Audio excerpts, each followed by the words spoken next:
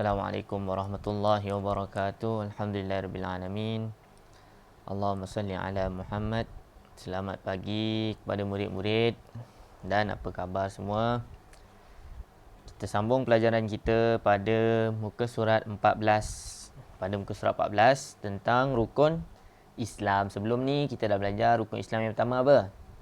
Kalau kamu ingat, apa dia rukun Islam yang pertama? Mengucap dua kalimah syahadah. Macam mana mengucap dua kalimah syahadah? Asyhadu an la ilaha illallah wa asyhadu anna Muhammadan Rasulullah. Aku bersaksi bahawa tiada Tuhan yang berhak disembah melainkan Allah, dan aku bersaksi bahawa Nabi Muhammad sallallahu alaihi wasallam pesuruh Allah. Okey, itu rukun Islam yang pertama. Okey, rukun Islam yang kedua pula. Kita pergi kepada rukun Islam yang kedua. Apa rukun Islam yang kedua? Baca dekat sini. Baca dekat sini dia tulis apa? Mendirikan solat 5 waktu sehari semalam. Kalau kita orang Islam, kita kena solat lah 5 waktu sehari semalam. Kita tak sama dengan orang kafir. Orang kafir tak solat, kita solat. Okey. Apa maksud solat? Semayang tu kan? Apa maksud dia? Tengok maksud dia kat sini. Beberapa perkataan dan perbuatan yang dimulai dengan takbir dan disudahi dengan salam. Ni, nampak ni. Beberapa perkataan dan perbuatan yang dimulai dengan takbir dan disudahi dengan salam. Apa-apa kita nak mula solat tu dengan apa? Mula-mula kita angkat takbir kan? Allahu Akbar. Itu bila kita angkat je takbir tu dah start solat. Allahu Akbar. Okey, masa tu dah solat dah. Kita tak boleh nak bercakap, tak boleh nak main, tak boleh nak makan, tak boleh nak tengok kiri kanan. Lepas tu bila habis solat, kita bagi salam. Assalamualaikum warahmatullahi. Assalamualaikum warahmatullahi. Itu dah bagi salam tu, habis. Lepas tu baru nak makan. Boleh nak bercakap, boleh nak main, apa boleh. Tapi bila solat, angkat je takbir. Allahu Akbar. Okey, duduk diam. Kena baca. Dalam solat tu apa? Baca surah Fatihah. Baca surah macam-macam lah. Lepas dah salam tu baru habis solat. Okey, itu maksud solat. Perkataan dan perbuatan yang dimulai dengan takbir dan disudahi dengan salam. Kena hafal maksud ni. Ustaz tanya. Boleh jawab. Okey. Okey, kemudian yang kedua. Mematuhi rukun-rukun dan syarat-syarat tertentu. Mematuhi rukun-rukun dan syarat-syarat tertentu. Macam mana tu? Rukun-rukun dan syarat-syarat tertentu. Okey, contohnya, kalau kita nak solat, kita kena ada apa? Kena ada air. Kena ada wudu, kena ada air semayang. Kalau tak ada, tak boleh solat. Itu yang pertama. Lagi apa? Kena tutup aurat. Lagi apa? Kena bersih, tak ada najis.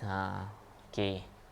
Untuk rukun-rukun solat, itu syarat-syarat yang tadi tu. Kena ada air semayang, kena tutup aurat, kena bersih dari najis. Itu syarat-syarat. Yang rukun-rukun dia apa? Rukun dia macam ni lah. Mula-mula kena takbir, lepas tu rukuk, kena baca Fatihah, kena bagi salam, kena baca tahiyat, at-tahiyatul mubarakatus salawatut. Itulah. Itu mematuhi rukun-rukun dan syarat-syarat tertentu. Okey.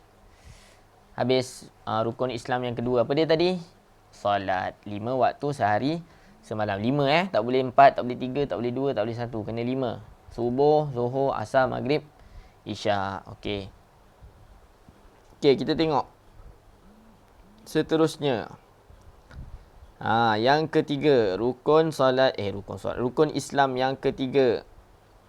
Apa rukun Islam yang ketiga? Baca kat sini apa dia tulis? Menunaikan zakat. Menunaikan zakat. Macam mana tunaikan zakat tu? Tengok maksud dia. Mengeluarkan sebahagian harta yang ditentukan oleh syarak. Contoh kita ada duit kan? Kita ada duit, kita kerja, kita ada duit semua. So kita kena keluarkan duit kita tu. Kita kena bagi duit kita tu dekat orang-orang yang tertentu. Siapa orang yang tertentu tu? Diagihkan kepada asnaf. Asnaf ni apa? Okey, nanti Ustaz bagi tahu apa dia asnaf. Jadi menunaikan zakat. Kita ada duit lebih, kita kena bayar zakat. Zakat tu Wajiblah kalau kita kalau kita berkemampuan. Kalau kita tak mampu, tak payah bayar. Tapi kalau kita mampu, kena bayar. Okey. Keluarkan zakat kepada orang-orang tertentu. Berapa nak keluar? Itu ada berapa nak keluar tu nanti dia ada ditentukan berapa. Okey. Nanti kita akan tengok. Nak bagi kat siapa? Nak bagi contohnya nak kena bagi dekat orang miskin, orang fakir. Lepas tu bagi dekat orang yang tengah belajar, bagi dekat orang yang baru masuk Islam. Ramai lagi. Ada 8 orang semua. Nanti kita belajar. Okey. Itu rukun Islam yang ke berapa tadi? Ketiga. Yang pertama mengucap 2 kalimah syahadah. Yang kedua solat fardu, yang solat 5 waktu. Yang ketiga menunaikan zakat. Okey. Kita tengok yang keempat. Rukun Islam yang keempat. Rukun Islam yang keempat apa dia? Berpuasa di bulan Ramadan. Berpuasa di bulan Ramadan. Macam yang kita puasa sebelum ni kan. Yang kamu pergi sekolah hari tu kamu puasa kan? Siapa tak puasa? Tak boleh raya. Okey. Berpuasa pada bulan Ramadan. Habis puasa kalau bulan lain boleh puasa tak? Tak boleh. Puasa bukan tak boleh. Boleh tapi tak wajib. Wajib pada bulan Ramadan sahaja. Okey, maksud dia apa? Maksud puasa tu apa? Menahan diri daripada makan dan minum. Serta perkara-perkara yang membatalkan puasa. Tak boleh bila naik matahari tu, lepas main subuh tu, kita dah masuk azan subuh tu, kita dah tak boleh makan, dah tak boleh minum. Satu hari sampailah azan maghrib. Azan maghrib baru kita boleh makan. Menahan diri daripada makan dan minum serta perkara-perkara yang membatalkan puasa. Bila nak start? Bermula terbit fajar hingga tenggelam matahari ataupun terbenam matahari. Itu rukun Islam yang keempat, berpuasa. Okey, rukun Islam yang kelima, yang terakhir. Apa dia rukun Islam yang terakhir? Mengerjakan haji bagi yang berkemampuan. Mengerjakan haji bagi yang berkemampuan. Apa tu haji? Mengunjungi Baitullahil Haram pada bulan-bulan haji. Kalau kita nak buat haji, kita kena pergi ke mana? Mekah. Ada Kaabah tu. Yang ada Kaabah tu kan, kamu tengok kat TV tu. Itulah. Itulah.